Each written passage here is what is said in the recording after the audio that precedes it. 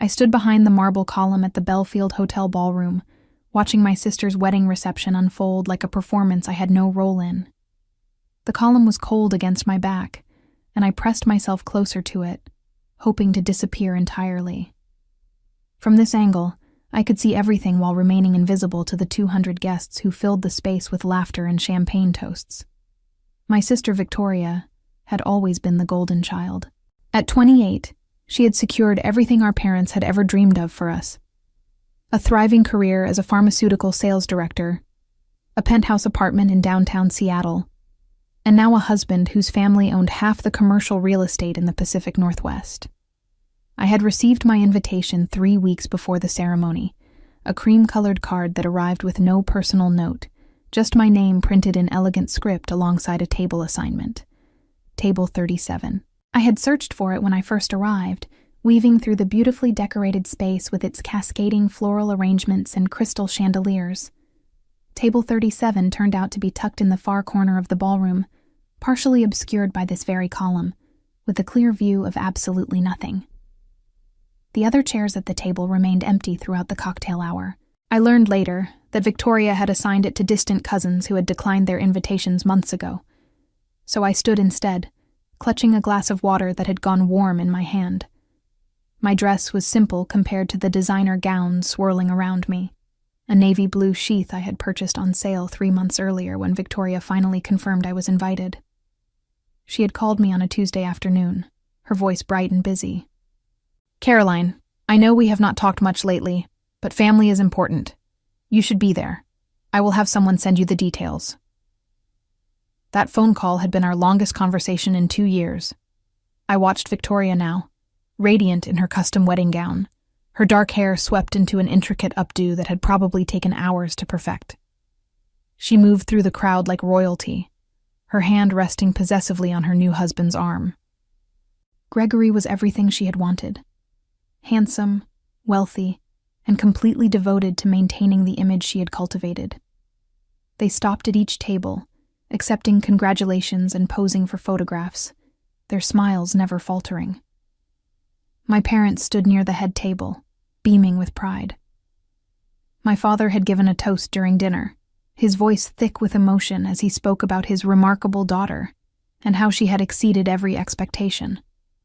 My mother dabbed at her eyes with a monogrammed handkerchief, her jewelry catching the light with every movement. Neither of them had acknowledged my presence beyond a brief nod when I arrived for the ceremony at the church. The distance between us had not always been this vast. There was a time when Victoria and I had been close, or at least I remembered it that way. We had shared a bedroom until I was 12, whispered secrets after our parents turned off the lights, made plans for futures we would build together. But something shifted when we entered high school. Victoria discovered she had a talent for being exactly what people wanted her to be, while I struggled to figure out who I was at all. She joined every club, won every award, dated the captain of the football team.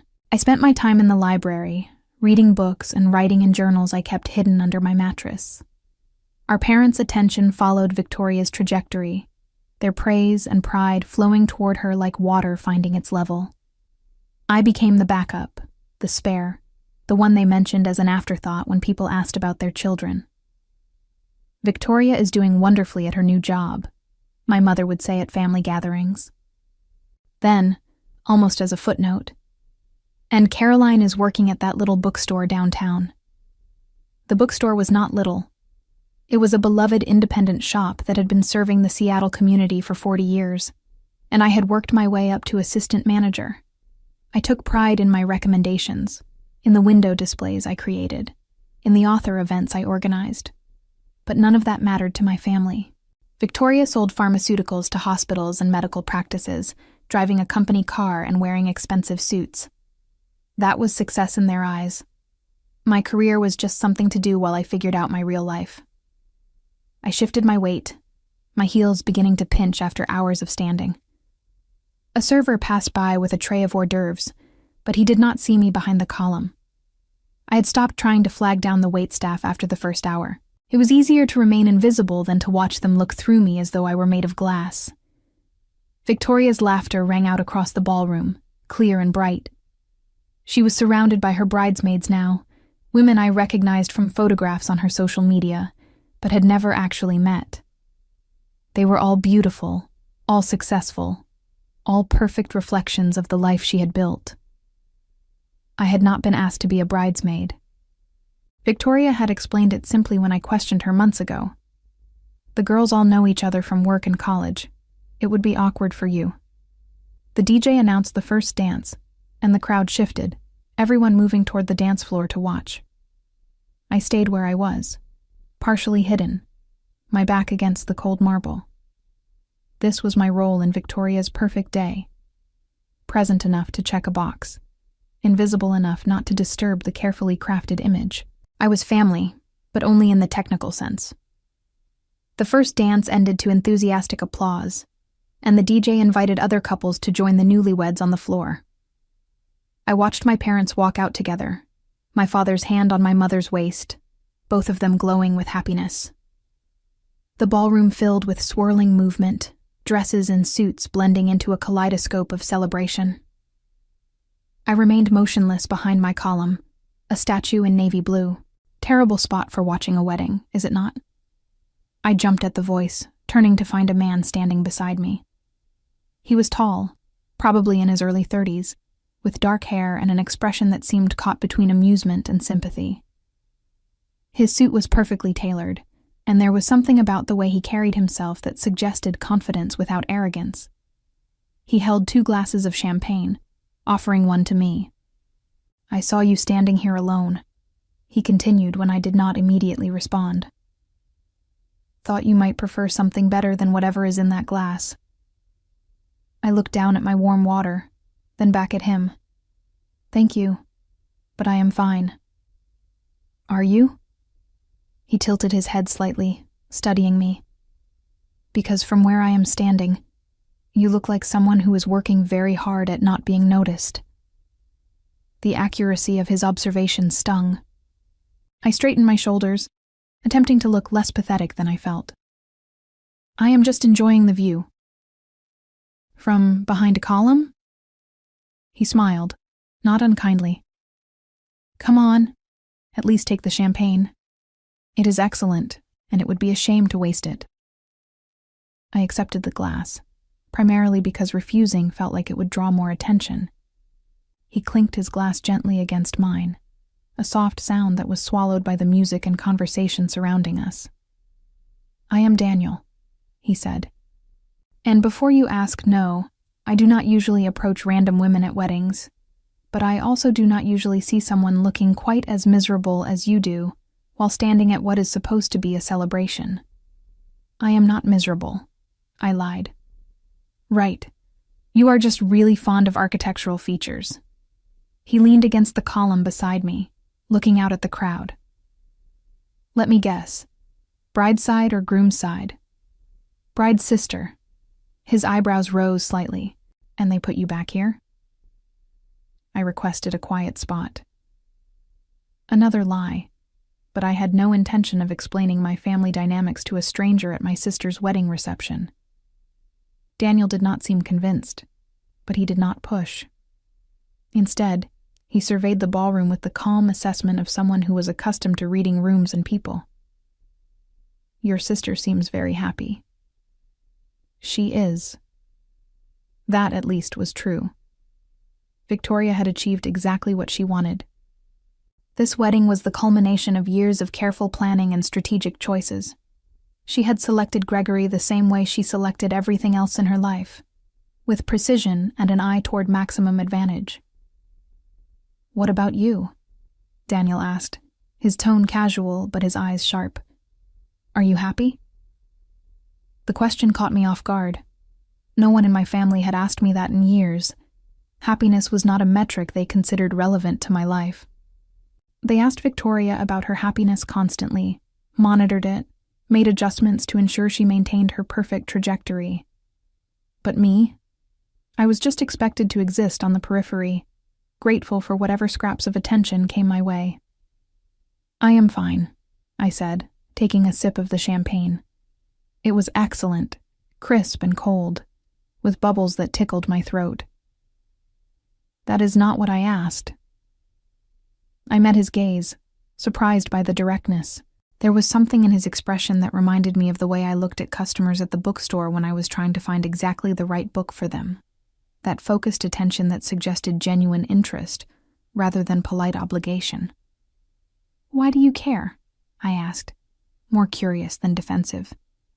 Maybe because I know what it feels like to be the person standing in the corner at a family event, wondering why you bothered to show up. He shrugged. Or maybe I just hate seeing good champagne go to waste on someone who is not enjoying themselves. Despite everything, I almost smiled. The champagne is not wasted. Good. He shifted his position, angling himself so he was facing me rather than the crowd. So tell me, Caroline. I did not tell you my name. I heard your mother mention it earlier when she was talking to someone about the seating arrangements. Something about hoping you would not cause any issues. His expression remained neutral, but I could see the disapproval in his eyes. Families can be complicated. That was an understatement so massive it bordered on comedy. I took another sip of champagne, feeling the alcohol begin to warm me from the inside. Did you come to this wedding alone? I did. I know Gregory through business. Our companies work together occasionally. He paused, then added, I almost did not come, actually. These events can be tedious when you do not know many people, but now I am glad I did. Why is that? Because I met you. The words should have sounded like a line, practiced and insincere, but something in his delivery made them feel genuine. I studied him more carefully, taking in the details I had missed during my initial assessment. He wore his expensive suit with the ease of someone accustomed to formal events, but there was a warmth in his expression that suggested he did not take himself too seriously. His hands were steady on his champagne glass, no nervous fidgeting or constant checking of his phone like I had seen from so many other guests throughout the evening. You do not even know me, I pointed out. Not yet. He smiled. But the night is young, and you are clearly the most interesting person at this reception. That is not a high bar. Maybe not, but I stand by the statement. He glanced toward the dance floor, where Victoria was now dancing with Gregory's father, her smile camera-ready and bright. What do you say we make this evening more interesting? What do you mean? Daniel set his empty champagne glass on a nearby table, then held out his hand to me. Trust me and pretend you are my guest. I stared at his outstretched hand, confusion mixing with curiosity. What are you talking about? I have an idea, Daniel said, his expression shifting to something more serious. But it requires you to trust me, which I realize is a lot to ask from someone you just met. An idea about what? About making sure you are not forgotten at your own sister's wedding. He kept his hand extended, patient. I promise I am not suggesting anything inappropriate or dangerous. Just a small intervention that might change how the rest of this evening goes. I looked past him to the dance floor, where Victoria was now being twirled by one of Gregory's groomsmen. Her laughter carried across the ballroom, and I saw my mother watching her with undisguised adoration. No one was looking in my direction. No one had looked in my direction all evening, except this stranger who had somehow found me hiding behind a marble column. Why would you do this? I asked. You do not know me. You do not know anything about my situation. Call it a character flaw. Daniel lowered his hand slightly but did not withdraw it entirely. I have trouble watching people be treated poorly, especially at events that are supposed to be about family and celebration. And I have resources that could make a difference if you are willing to let me use them. Resources? He smiled, but there was something enigmatic about it. Just trust me. What do you have to lose? The question hung in the air between us. What did I have to lose? I had already lost my family's attention, my sister's affection, any sense of belonging in this glittering celebration. I was a ghost at my own sister's wedding, present but unseen, acknowledged but not valued. Daniel was offering me something different, though I did not fully understand what. I drained the rest of my champagne, feeling the bubbles give me courage I did not normally possess. Okay. I will trust you. For tonight. I took his hand, surprised by how warm his grip was, how steady. But if this turns into something weird, I am leaving. Fair enough. He squeezed my hand gently, then led me away from the column.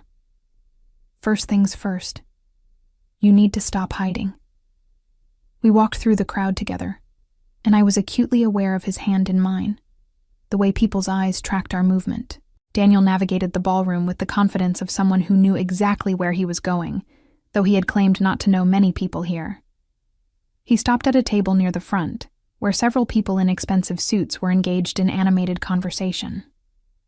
"Excuse me," Daniel said, his voice cutting politely through their discussion. "I need to borrow Caroline for a moment."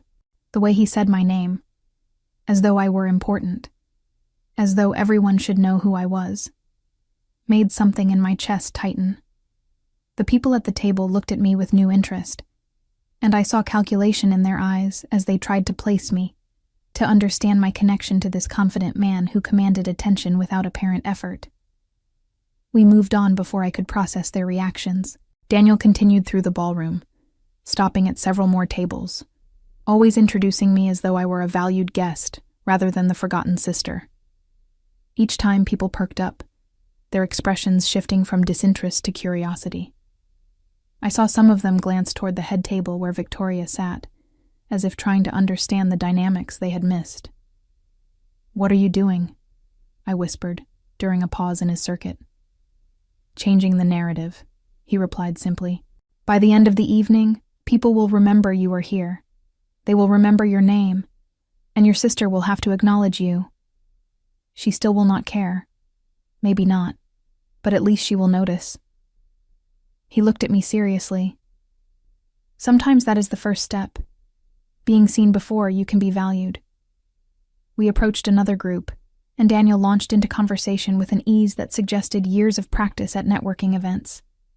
He drew me into the discussion naturally, asking my opinion on books when the conversation turned to literature, mentioning my work at the bookstore with a respect that made it sound important rather than frivolous. I found myself relaxing slightly, my responses becoming less stilted as the champagne and Daniel's presence combined to loosen the tight knot of anxiety in my stomach.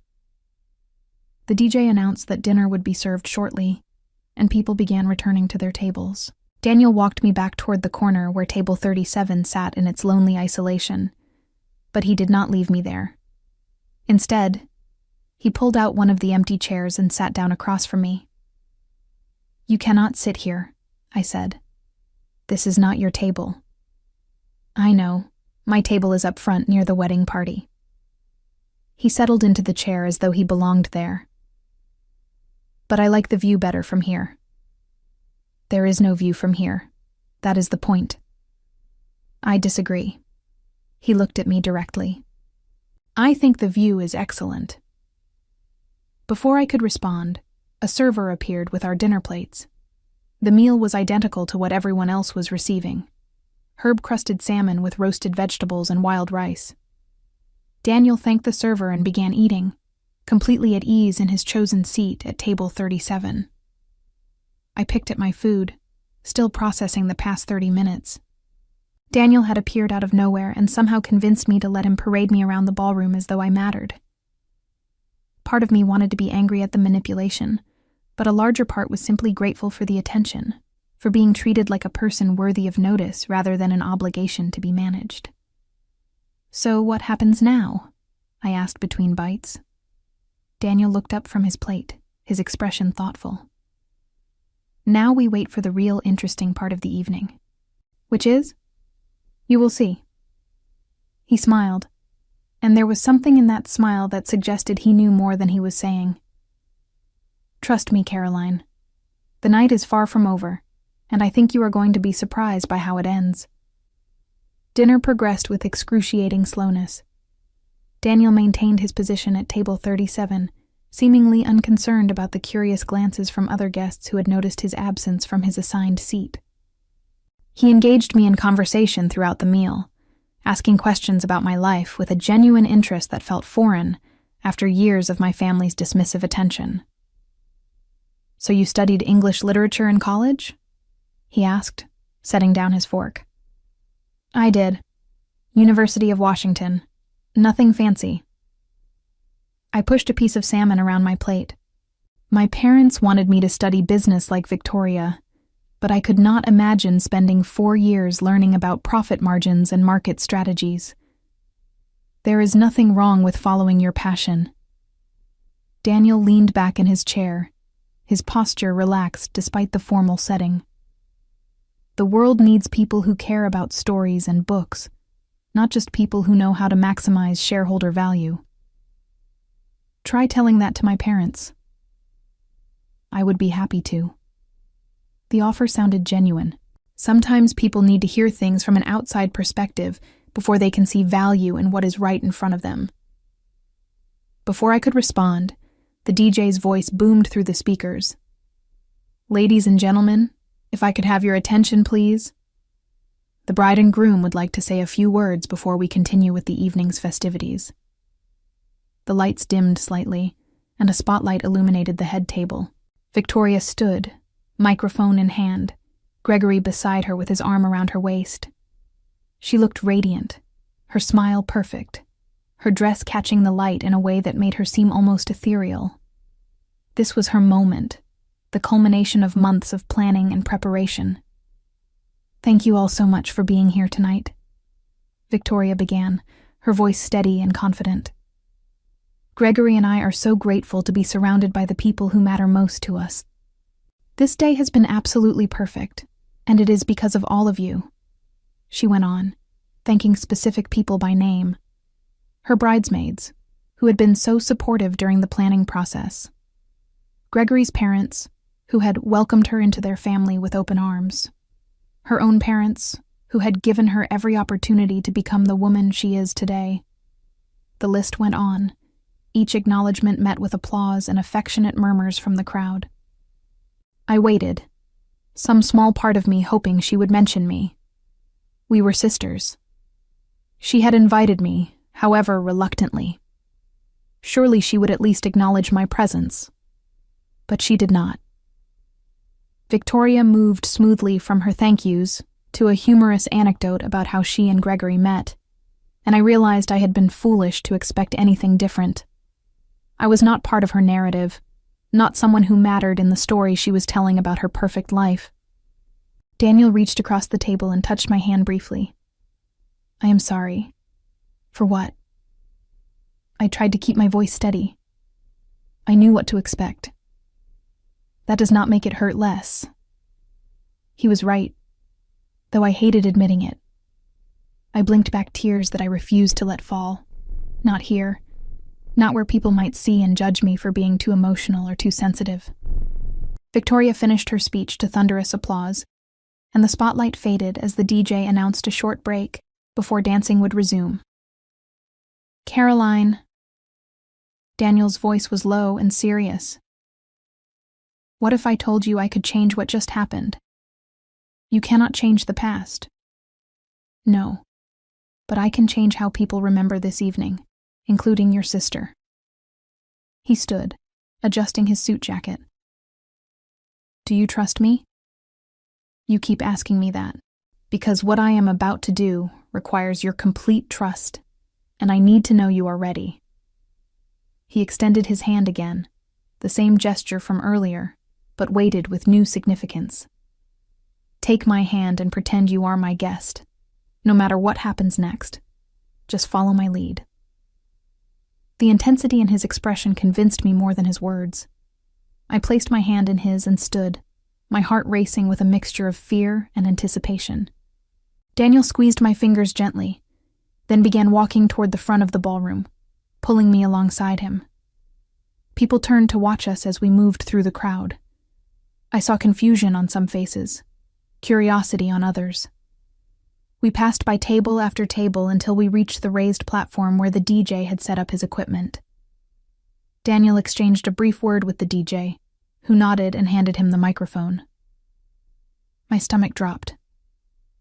"What are you doing?" Trust me." He stepped onto the small stage area, still holding my hand, pulling me up beside him. The DJ adjusted the spotlight so it illuminated us both, and suddenly we were the center of attention. 200 pairs of eyes focused on our unexpected appearance. Daniel raised the microphone. "Good evening, everyone. I apologize for the interruption, but I realize there is someone here tonight who has not been properly acknowledged, and I think that needs to be corrected." Victoria's face, visible from the stage, showed her first crack of confusion. Gregory leaned over to whisper something to her, but she shook her head, her eyes fixed on Daniel and me.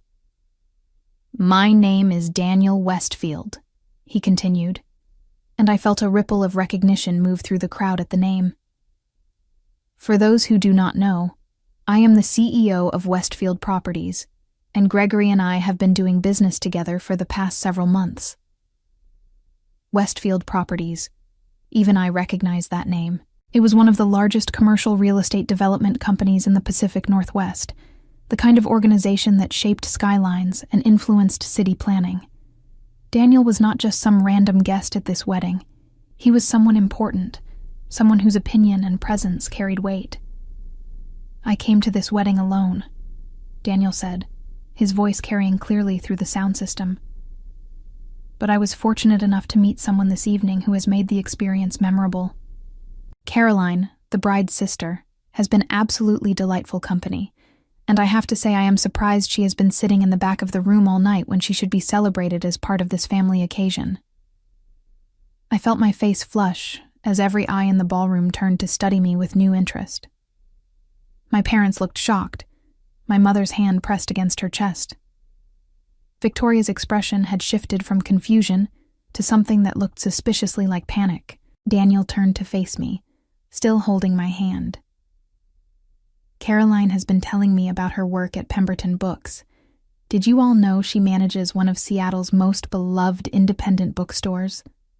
She is the reason the store has become such an important community gathering space, organizing author events and literary discussions that bring people together." He was making my job sound far more impressive than it was, but the crowd was listening, nodding along as though they had always known this information about me. "I mention this," Daniel continued, "because I am currently developing a new mixed-use property in downtown Seattle, and I have been looking for the right partner to help create a community-focused retail space. After talking with Caroline tonight, I think she would be perfect for consulting on the project." My mouth fell open. This was not just attention. This was opportunity, offered publicly in a way that would be impossible for my family to dismiss or minimize. Daniel continued speaking, his voice confident and warm. "In fact, I would like to formally invite Caroline to join me for a lunch meeting next week to discuss how we might work together. I believe her insights into community building and literary culture would be invaluable for making this project something truly special for Seattle." He handed the microphone back to the DJ, then turned to face me fully, both of his hands now holding mine. "What do you say, Caroline? Are you interested?" I could barely process what was happening. A minute ago, I had been the invisible sister, the afterthought hiding behind a column. Now I was standing on a stage with a CEO who was offering me a professional opportunity in front of my entire family and everyone they considered important. The shift was so dramatic it felt surreal. Yes, I managed, my voice barely audible. Daniel smiled, squeezed my hands, then guided me down from the stage. The crowd erupted in polite applause, and I saw people leaning toward each other, whispering, reassessing me entirely based on this single interaction. I had gone from nobody to somebody in less than 5 minutes, and all because Daniel had decided to shine his spotlight on me. We walked back through the ballroom, but this time people stopped us. Victoria's bridesmaids wanted to introduce themselves properly. Gregory's business associates asked for my contact information. Even some of my parents' friends, people who had watched me grow up but never paid me much attention, suddenly wanted to chat about the bookstore and offer their congratulations on this exciting opportunity. I played along, shaking hands and exchanging pleasantries, though my mind was racing. Daniel stayed by my side throughout, his presence lending me credibility I had never possessed on my own. When we finally made it back to table 37, I turned to him, questions tumbling over each other in my head. "Is this real?"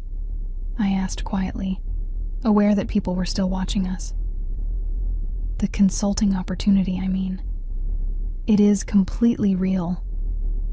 Daniel pulled out my chair for me, waiting until I sat before taking his own seat. "I genuinely am developing a new property, and I genuinely believe your perspective would be valuable. I was not lying about anything I said up there. But you made it sound like I am some kind of expert. You are. You just do not see it because your family has spent years convincing you that your work does not matter." He leaned forward, his expression serious. "Caroline, you have been managing a successful independent bookstore in an era when most of them are closing. You create events that bring communities together. You understand how physical spaces can foster connection and culture.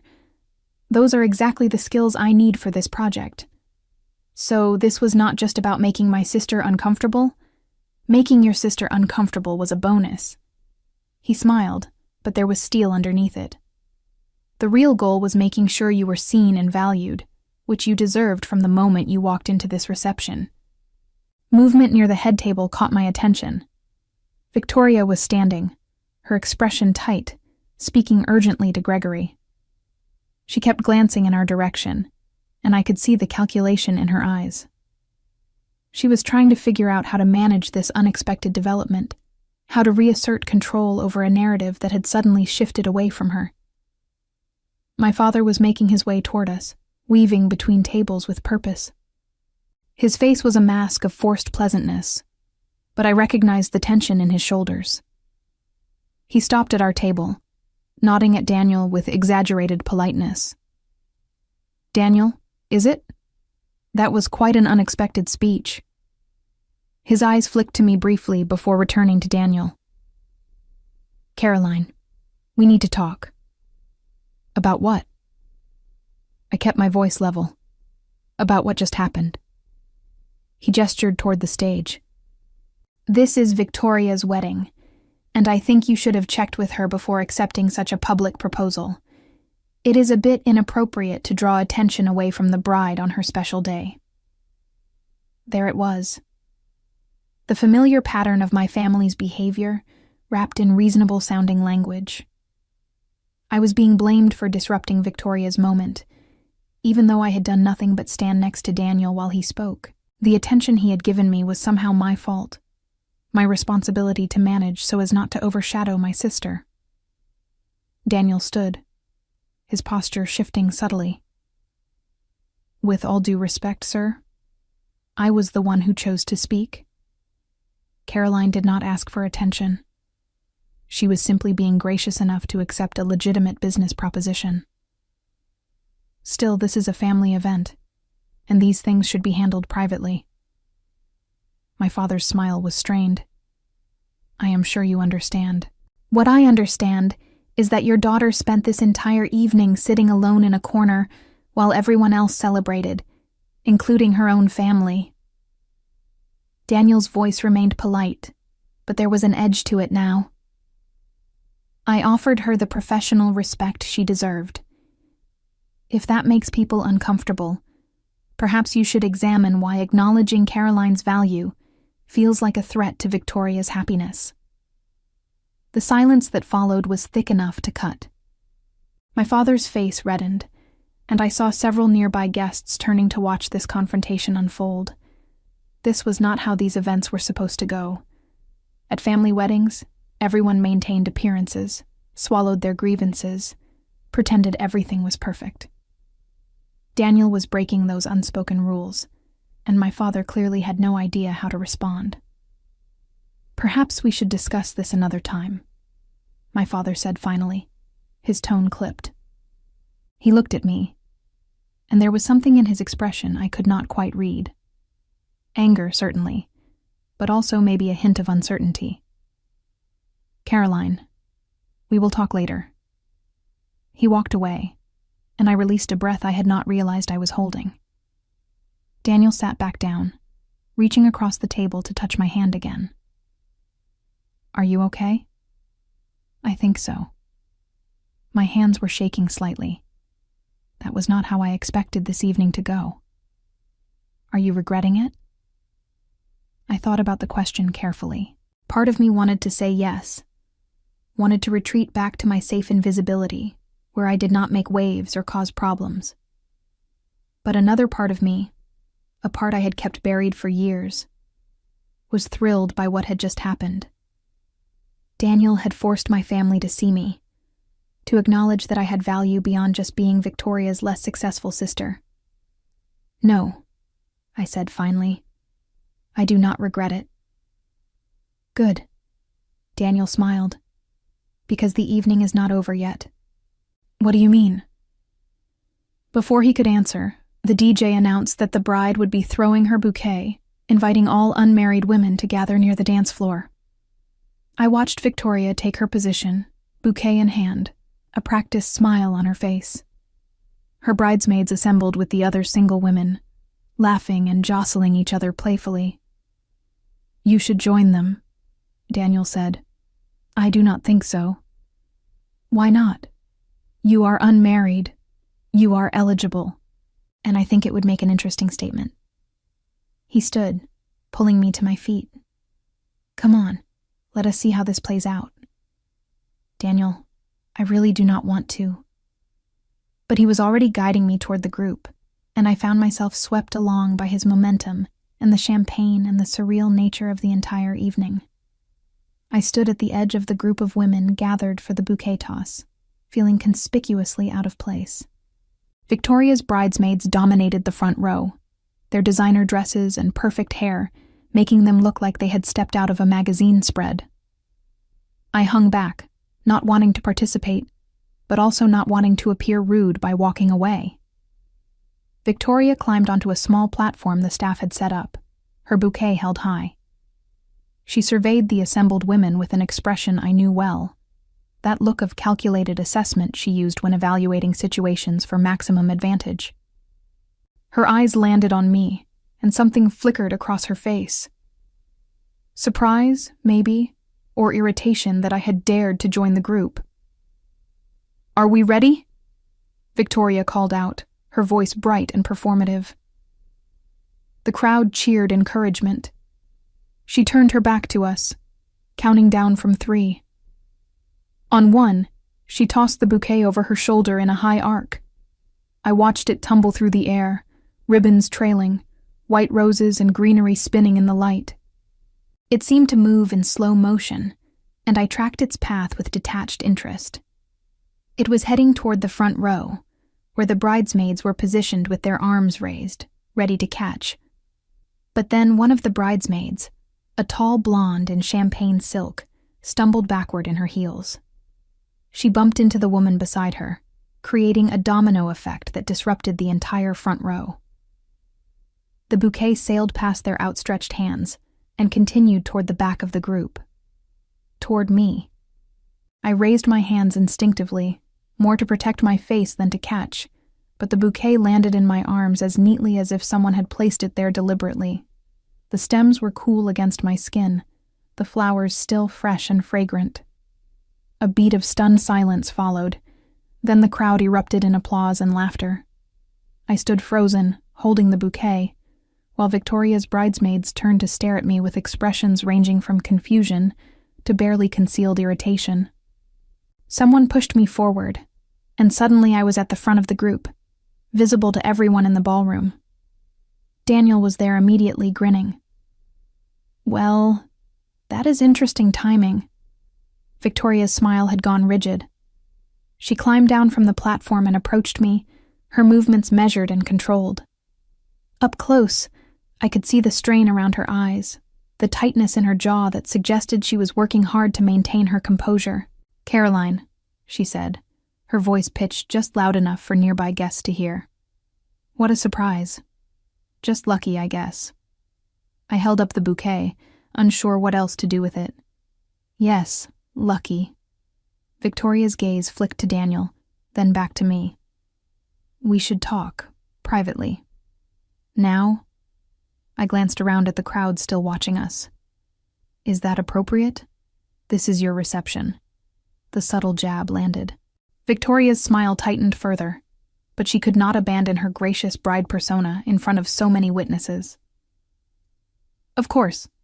Later then. Maybe we can have lunch next week. I am afraid Caroline already has a lunch meeting scheduled, Daniel interjected smoothly. With me. To discuss the consulting project. Of course. Victoria's laugh sounded forced. How wonderful that you two have connected. Family is so important, is it not? I am thrilled that Caroline is finally getting some recognition for her work. The words were perfect, supportive and loving, but I heard the subtext underneath. Victoria was not thrilled. She was calculating, trying to figure out how to minimize the damage I had somehow caused to her perfect narrative. Gregory appeared at Victoria's side, his expression concerned. Everything okay here? Wonderful, Victoria said, her smile brightening. My sister just caught the bouquet. Is that not exciting?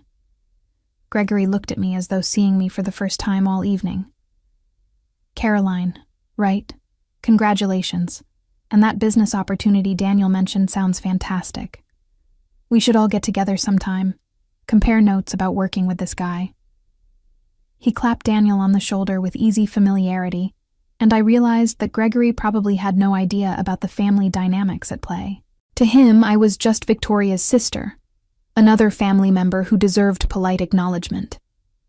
The exclusion and dismissal I had experienced all evening had been so subtle, so carefully managed, that someone from outside the family would never notice. That would be great, I said, playing along with the pretense. The DJ announced the garter toss, and the group dispersed as the unmarried men assembled on the dance floor. Victoria and Gregory moved away, absorbed back into their celebration. I stood holding the bouquet, trying to process everything that had happened in the past few hours. Daniel guided me back to table 37, away from the chaos of the garter toss. I set the bouquet on the table, staring at it as though it were a strange artifact from someone else's life. This is insane, I said quietly. Which part? Daniel settled into his chair, looking remarkably pleased with himself. All of it. You showing up, the speech, the consulting offer, and now this. I gestured at the bouquet. It feels like the universe is playing some kind of elaborate joke. Or maybe the universe is just correcting an imbalance. Daniel leaned forward, his expression turning serious. Caroline, what happened tonight was not random. I saw you standing alone, invisible to your own family, and I decided to do something about it. The bouquet toss was legitimately chance, but everything else?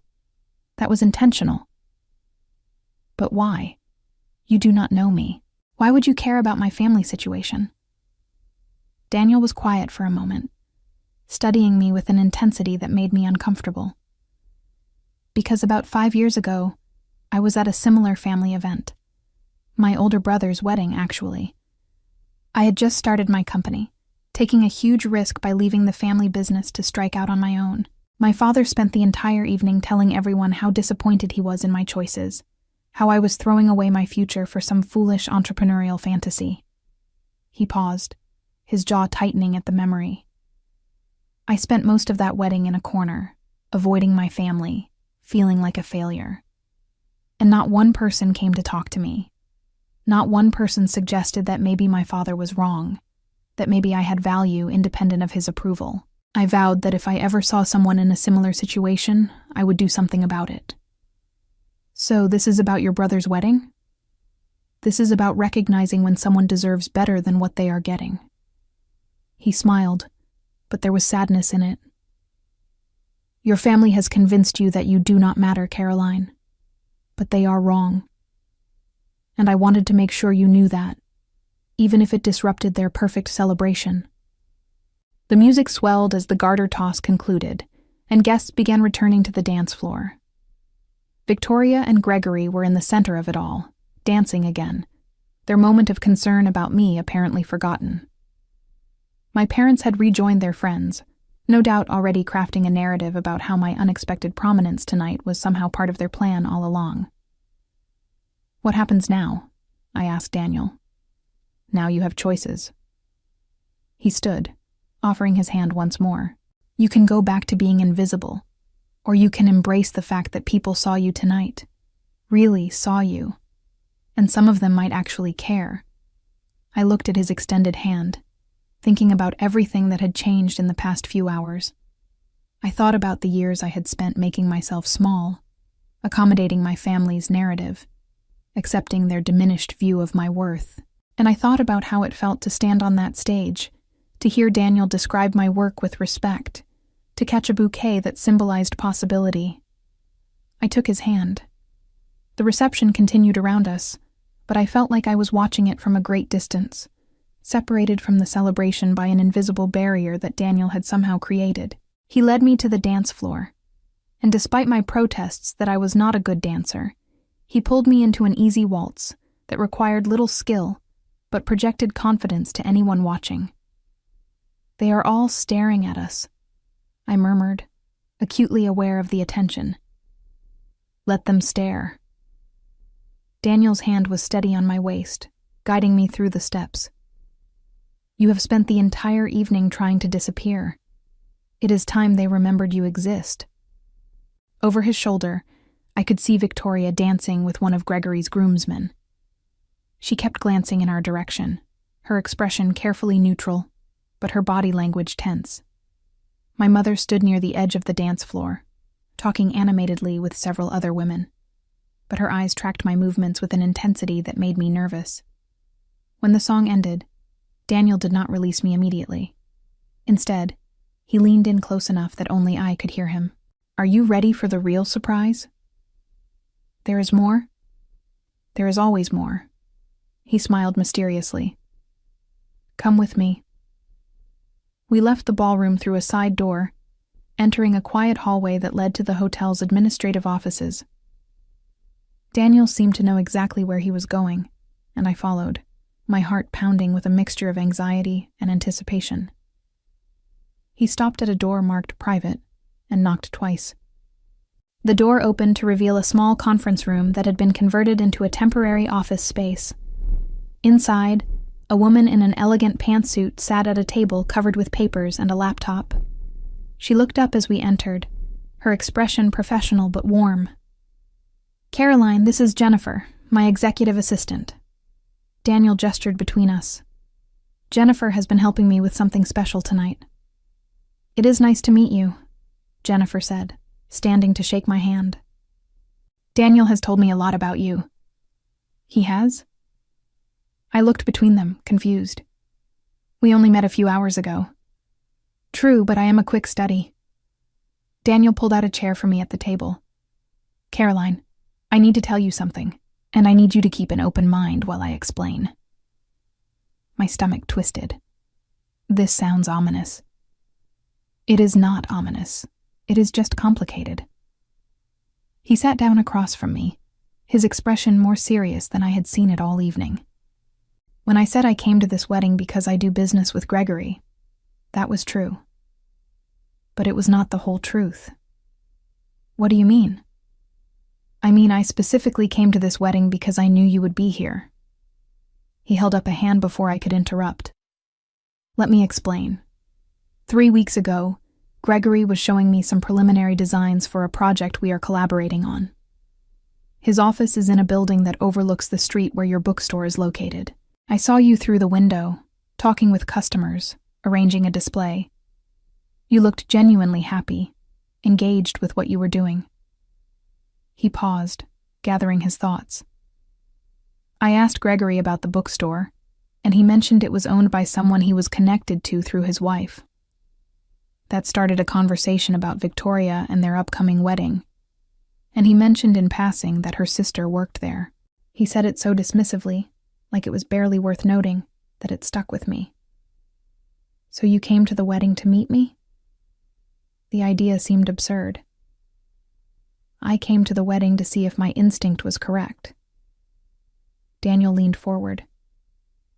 I have built my career on reading situations, understanding dynamics that others miss. Something about the way Gregory talked about you, about Victoria's family in general, suggested there was more to the story. When I saw you hiding behind that column, completely invisible to everyone including your own parents, I knew I was right. Jennifer cleared her throat gently. Daniel asked me to do some research about your sister's business dealings, your parents' investments, the family dynamics. What I found was interesting. She turned the laptop to face me, showing a detailed spreadsheet with numbers and dates that meant nothing to me at first glance. Your sister has been embezzling from your parents for the past 2 years, small amounts at first, then larger transfers as she got bolder. She has been using the money to maintain her lifestyle while telling your parents her pharmaceutical sales job pays better than it actually does.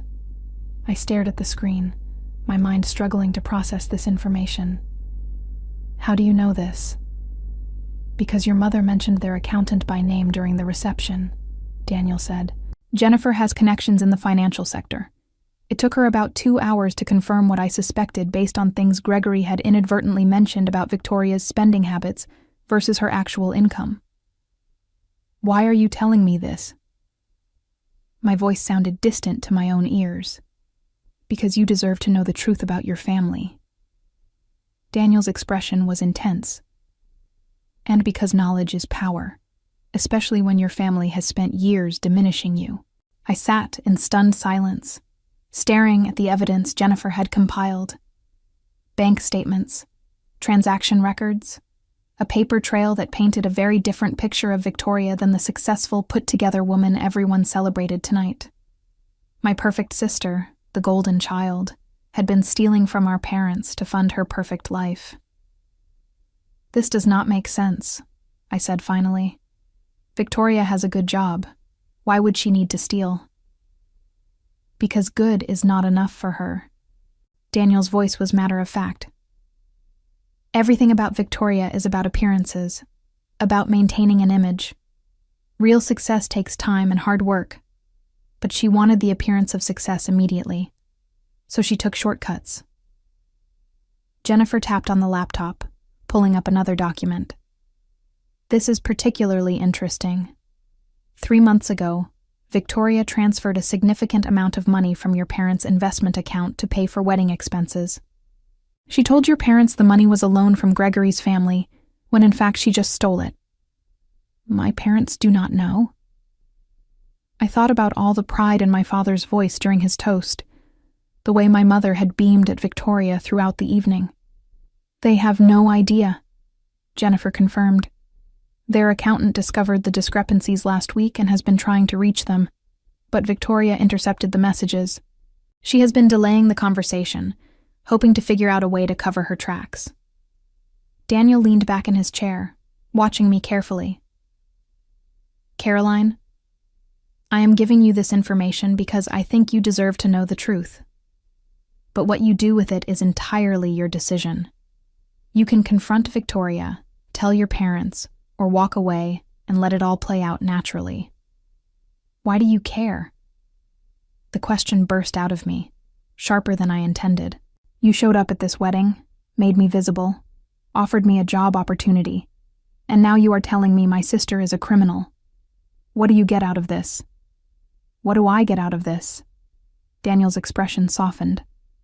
I get to watch someone who has been pushed down their entire life finally have the tools to stand up.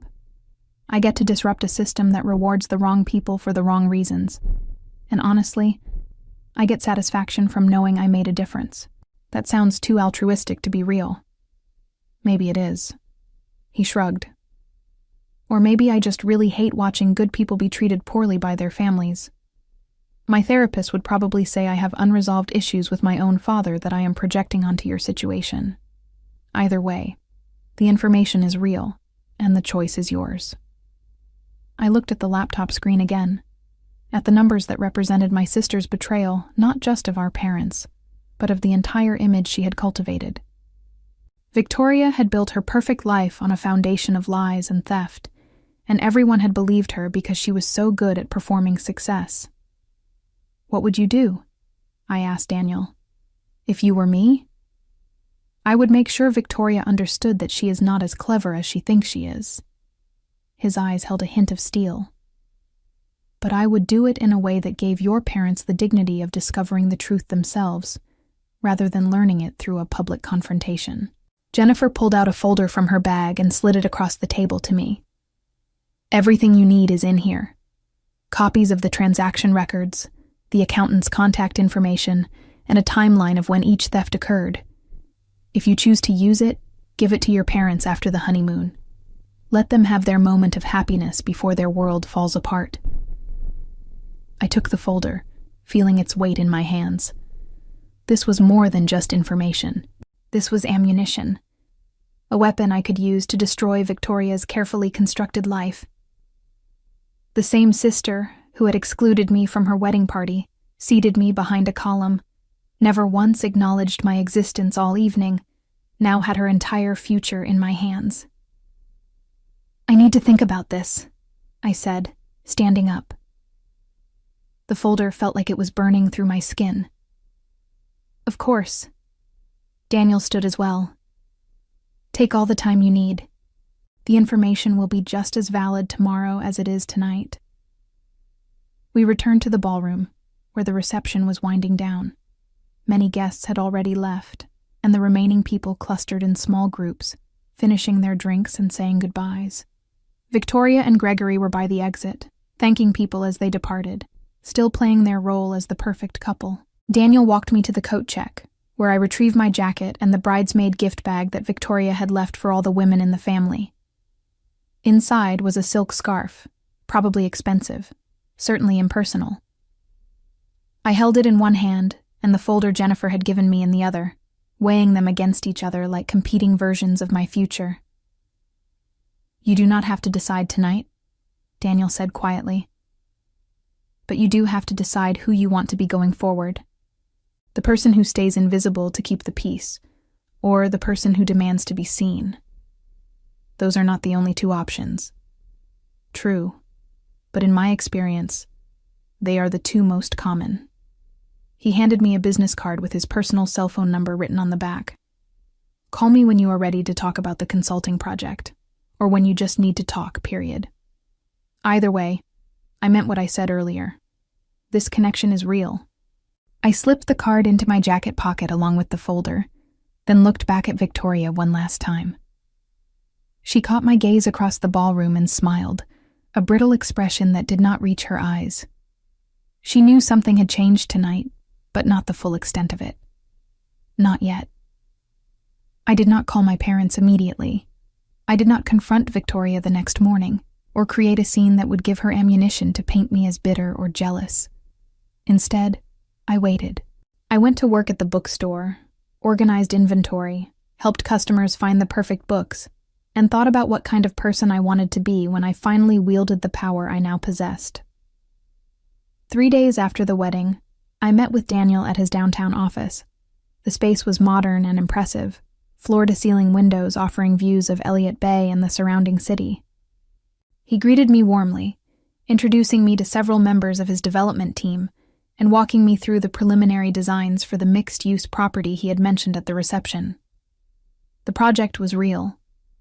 Everything he had said about wanting my input was genuine.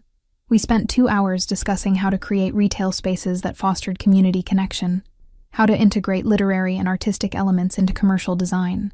Daniel listened to my ideas with the same attention he had given me at the wedding, making notes and asking thoughtful questions. This could actually work, I said, studying the architectural renderings spread across the conference table. If you are serious about prioritizing community over pure profit maximization. I am always serious about my projects, Daniel replied. And I think you would be an excellent addition to the consulting team. The offer stands, if you want it. I accepted, not because Daniel had given me ammunition against my sister, but because the opportunity was legitimate, and I was tired of letting fear hold me back from pursuing what I actually wanted. I signed a consulting agreement that afternoon, with a generous fee that would allow me to reduce my hours at the bookstore and focus on developing this new aspect of my career. 2 weeks later, I invited my parents to lunch at a quiet restaurant near their home. They seemed surprised by the invitation, my mother particularly confused about why I wanted to meet without Victoria present. I let them order, made small talk about the wedding and their recent activities, and then placed Jennifer's folder on the table between us. "What is this?" My father picked it up, frowning. "Information about Victoria's financial activities over the past 2 years. I kept my voice calm and factual. "I think you should review it carefully, and then contact your accountant." I watched the color drain from my mother's face as she leaned over to read the first page. My father's expression shifted from confusion to disbelief to a slow burning anger that made his hands tremble. They did not speak for several long minutes, just turned pages and read transaction records that documented their daughter's systematic theft. "Where did you get this?" My father's voice was barely controlled. "Does it matter?" I met his gaze steadily. "Is any of it untrue?" He could not answer that, because the documents spoke for themselves. Victoria had stolen over $100,000 from them, money she had used to furnish her penthouse, buy her designer wardrobe, and pay for portions of her wedding that she claimed Gregory's family had covered.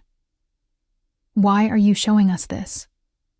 My mother's voice was small, broken. "Victoria is your sister. And you are my parents." I leaned forward, but both of those relationships have been one-sided for years. Victoria has treated you like an ATM while treating me like an embarrassment. I thought you deserved to know the truth before you continued funding her lifestyle. "We need to talk to her," my father said, already reaching for his phone. "You do." I stood, preparing to leave. "But I would recommend having your accountant present when you do. Victoria is very good at explaining things away, and you will want documentation to counter her stories." I left them at the restaurant, both of them still staring at the folder like it contained some kind of impossible revelation. I felt neither triumph nor guilt, just a strange sense of completion. I had given them the information they needed. What they did with it was their choice. Victoria called me 2 days later, her voice shaking with rage. "You destroyed my relationship with Mom and Dad. They are demanding I pay everything back. Gregory is furious because I lied to him about the wedding costs. You ruined my life." "I gave them information," I corrected calmly. "You ruined your own life by stealing from them. I just made sure they knew the truth." "After everything I did for you." "What did you do for me, Victoria? Put me behind a column at your reception? Forget to mention me in your speech? Spend our entire lives convincing our parents I was less valuable than you?" I paused. "I think we are done pretending to be sisters now. You can stop performing, and I can stop being invisible." She hung up on me, and I never heard from her again. My parents paid their own money back to themselves from Victoria's accounts, which meant she lost her penthouse and had to move to a much smaller apartment in a less prestigious neighborhood. Gregory filed for an annulment 6 months later, citing fraud in the inducement, when he learned the extent of Victoria's deception. She lost her job when the company discovered she had been inflating her sales numbers the same way she inflated everything else in her life. Without the stolen money to prop up her image, Victoria's carefully constructed world collapsed completely. My parents cut off all financial support and refused to speak to her, the disappointment and betrayal too deep for easy forgiveness. Meanwhile, I thrived. The consulting project with Daniel opened doors I had never imagined walking through.